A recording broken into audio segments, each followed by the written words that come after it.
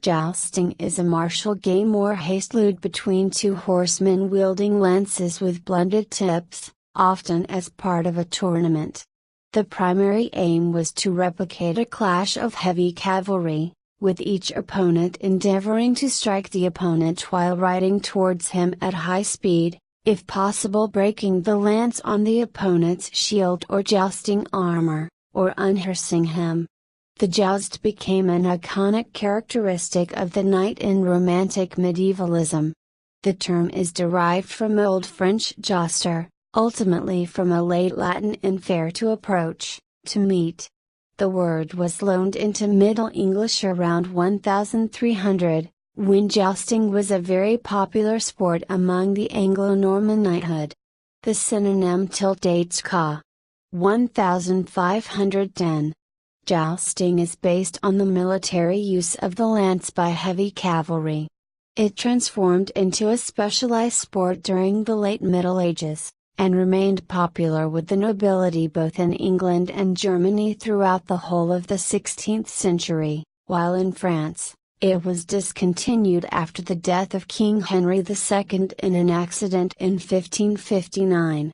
In England, jousting was the highlight of the accession day tilts of Elizabeth I and James I, and also was part of the festivities at the marriage of Charles I. Jousting was discontinued in favor of other equestrian sports in the 17th century, although non-contact forms of equestrian skill at arms disciplines survived. There has been a limited revival of theatrical jousting reenactment since the 1970s. The medieval joust has its origins in the military tactics of heavy cavalry during the High Middle Ages. By the 14th century, many members of the nobility, including kings, had taken up jousting to showcase their own courage, skill and talents, and the sport proved just as dangerous for a king as a knight. History of jousting, and from the 15th century on, jousting became a sport, haste-lude, without direct relevance to warfare. From the 11th to 14th centuries, when medieval jousting was still practiced in connection to the use of the lance in warfare, armor evolved from mail, with a solid, heavy helmet, called a great helm, and shield, to plate armor. By 1400, knights wore full suits of plate armor, called a harness, clef and 28-29. In this early period, a joust was still a martial meeting, that is a duel in general and not limited to the lance. Combatants would begin riding on one another with the lance, but might continue with shorter range weapons after the distance was closed or after one or both parties had been unhorsed. Tournaments in the high medieval period were much rougher and less gentlemanly affairs than in the late medieval era of chivalry. The rival parties would fight in groups, with the aim of incapacitating their adversaries for the sake of gaining their horses, arms and ransoms. Late Middle Ages, with the development of the courtly ideals of chivalry in the late medieval period, the joust became more regulated. This tendency is also reflected in the pas d'armes in general. It was now considered dishonorable to exploit an opponent's disadvantage, and knights would pay close attention to avoid being in a position of advantage, seeking to gain honor by fighting against the odds. This romanticized chivalric revival was based on the chivalric romances of the high medieval period, which noblemen tried to reenact in real life, sometimes blurring the lines of reality and fiction. The development of the term knight, chevalier, dates to this period. Before the 12th century, knecht was a term for a servant. In the 12th century, it became used of a military follower in particular. Also in the 12th century, a special class of noblemen serving in cavalry developed, known as milites nobles. By the end of the 13th century, chivalry, chivalry, was used not just in the technical sense of cavalry but for martial virtue in general. It was only after 1300 that knighthood, knighthood, originally a term for boyhood, youth, came to be used as a junior rank of nobility. By the later 14th century, the term became romanticized for the ideal of the young nobleman seeking to prove himself in honorable exploits, the knight-errant, which among other things encompassed the pot arm, including the joust. By the 15th century, knightly virtues were sought by the noble classes even of ranks much senior than knight. The iconic association of the knight stock character with the joust is thus historical, but develops only at the end of the Middle Ages. The Chronicles of Froissart, written during the 1390s, and covering the period of 1327 to 1400, contain many details concerning jousting in this era. The combat was now expected to be non-lethal, and it was not necessary to incapacitate the opponent, who was expected to honorably yield to the dominant fighter. The combat was divided into rounds of 3 encounters with various weapons, of which the joust proper was one. During this time, the joust detached itself from the reality on the battlefield and became a chivalric sport. Knights would seek opportunities to duel opponents from the hostile camp for honor off the battlefield.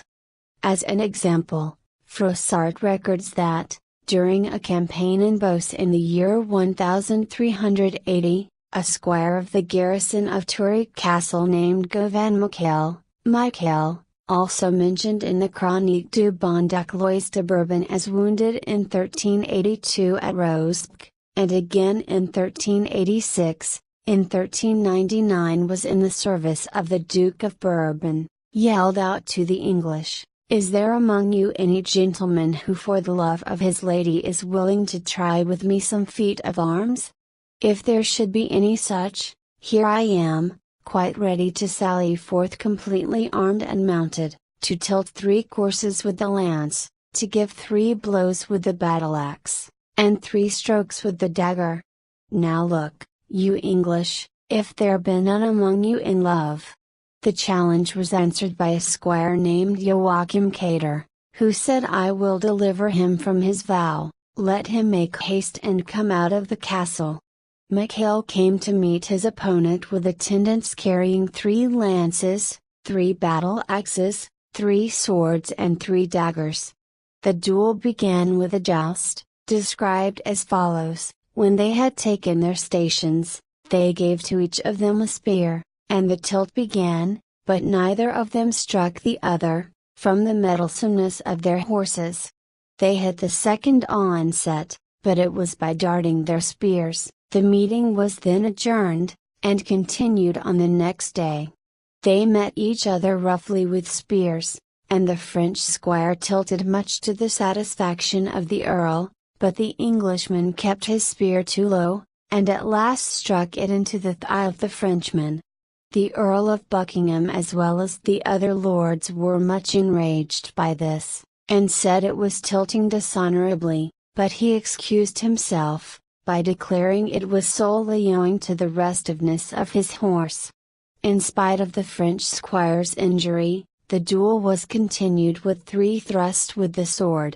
After this, the encounter was stopped because of the Michael's loss of blood. He was given leave to rejoin his garrison with a reward of 100 francs by the Earl of Buckingham, who stated that he had acquitted himself much to his satisfaction. Froissart describes a tournament at Cambrai in 1385, held on the marriage of the Count d'Ostrevent to the daughter of Duke Philip of Burgundy.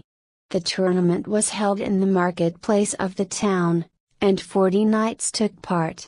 The king jousted with a knight of Hainault, Sir John d'Estrées, for the prize of a clasp of precious stones, taken off from the bosom of the Duchess of Burgundy. It was won by Sir d'Estrées, and formally presented by the Admiral of France and Sir Guy de la Trémouille.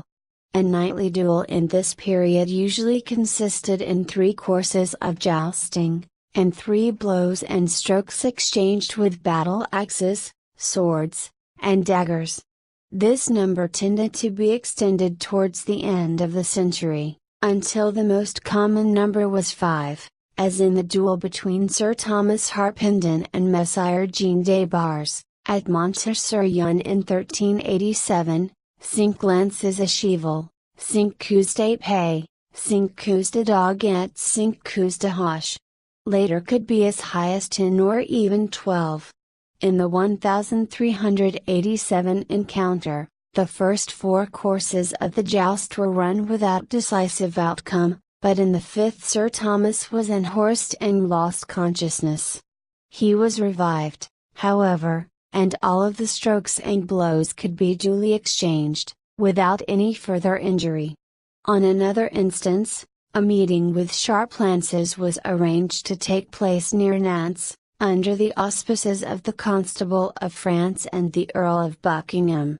The first encounter was a combat on foot, with sharp spears, in which one of the cavaliers was slightly wounded. The pair then ran 3 courses with the lance without further mishap.